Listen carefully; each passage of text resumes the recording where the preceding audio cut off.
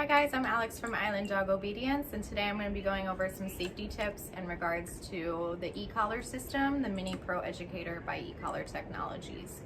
We tell clients to have this eCollar on your dog all awake in supervised hours, and what that means is that there is a human, an adult that is home and awake to supervise the dog. That way the dog is only wearing this under its owner's supervision. So when you go to bed at night, your dog should not be wearing this e-collar. When you go to work or go out of the house during the day and your dog is home alone, he should not be wearing the e-collar system. You should be rotating this e-collar system every 2 to 4 hours on your dog's neck. And that's because if the e-collar contact points sit on your dog's neck for too long, it'll cause irritation and it'll cause hot spots. So rotate it every 2 to 4 hours, changing up where the position of the contact points are on your dog's neck to avoid any irritation. We also don't want to ever hook up a leash to this e-collar system because that's also going to be pulling those contact points around on your dog's neck. We don't want that. We don't want to be pulling them into your dog's neck, anything like that. So please do not put a leash on this e-collar.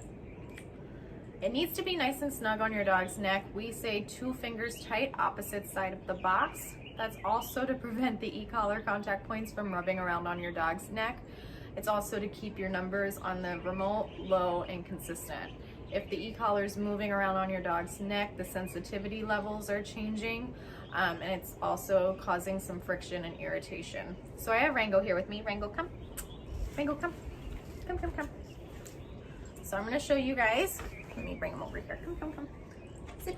Good. I'm going to show you guys. I like to put the e-collar on the back side of the dog's neck, right behind one of the ears. There's a large muscle back there, which makes it super easy. But I also like putting it on the back side of the dog's neck so it's harder for the dog to scratch at it and cause irritation. And also if you put it on too loose, you'll notice the box will move on the dog's neck. So I like putting it right behind the ears. 2 fingers tight, opposite side of the box, so it's right about where the buckle is to adjust the tightness. 2 fingers tight, opposite side of the box. That box isn't moving around on his neck, and also his breathing hasn't changed. If you put it on too tight, you'll notice that there's too much pressure on the dog's throat and his breathing will change. Your dog will cough, stuff like that. So that's how you know it's on too tight, but it needs to be nice and snug. A lot of clients put it on a little too loose, and that's when you get inconsistent numbers. That's when you get irritation and hot spots. So keep it on your dog's neck all awake in supervised hours. Rotate the location of the box every 2 to 4 hours and make sure that it's on nice and snug to prevent any irritation from the contact points. Now, if you take your dog to the beach, I want you rotating the e-collar system every hour. And that's because when your dog is wet, we see a lot more irritation occur. So every hour, I want you taking the e-collar off your dog, drying off your dog's neck, and moving those e-collar contact points to a different location on its neck. If you ever see a yellow light on either your remote or on your e-collar, that means you have a low battery. And so that's going to reduce the power of your e-collar system. If you see the yellow light flashing, go ahead, put a leash on your dog just for safety. The last thing that you want to do is go to use the e-collar system and you don't have any power left in the e-collar. So if you ever see that yellow light flashing, go ahead, put a leash on your dog. Make sure that you are charging the e-collar system every night, just like your cell phone.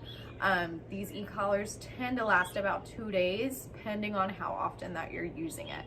But if you see that yellow light flashing, go ahead, put a leash on your dog just for safety. If your dog does get hot spots right away from the standard contact points that come with your e-collar system, your dog may have a metal allergy.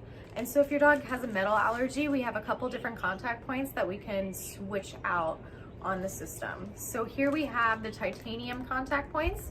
They are the same length as the standard contact points that come in the box, but these don't have the nickel in the contact points that usually cause those metal allergies to occur. We also have, for our long fur dogs, long contact points. These are for my Huskies, sometimes my Australian Shepherds, my German Shepherds, if they have thick fur, even Golden Retrievers sometimes. If your dog has long, thick fur, you may need these longer contact points to get that good muscle connection so that you have the ability to use lower numbers on the eCollar system. If you don't have a good muscle connection because of all the fur, you can sometimes crank it up to 80 or 100 and the dog doesn't feel anything. And so that's really tough, because what happens if there is a high distraction or a high level distraction, you aren't able to go up any higher on that eCollar system. So we want to keep the numbers nice and low, and we do that by having the correct contact points on your eCollar. We also have wings. Wings are good for my dogs that also have some sensitivities to the standard 2 contact points, and also for my thicker fur dogs as well. To get through all that thick fur, the wings are super helpful for that. And then for my smaller dogs, or even I've had 40, 50 pound dogs that are super sensitive to eCollar stimulation, I switch them out for comfort pads. So the comfort pads are 4 gold balls versus the 2 standard contact points. So those were my long fur comfort pads. These are my short fur comfort pads. And again, these are for usually my smaller dogs that are sensitive to low numbers on the eCollar system, but also I've had larger dogs that do really well on the comfort pads. Also dogs that are constantly scratching at the eCollar system.